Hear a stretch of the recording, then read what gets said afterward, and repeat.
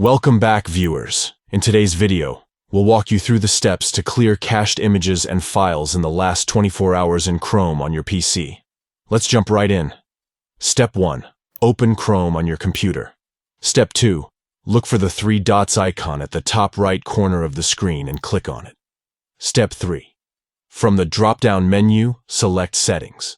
Step 4. Once you're in the settings, click on Privacy and Security. Step 5. Scroll down until you find the Clear Browsing Data option and click on it. Step 6. In the time range box, click on the drop-down menu and select Last 24 hours. Step 7. Next, locate the option for cached images and files, and click on the box next to it to turn it blue.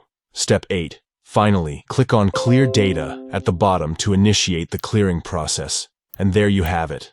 Follow these steps to clear cached images and files in the last 24 hours in Chrome on your PC.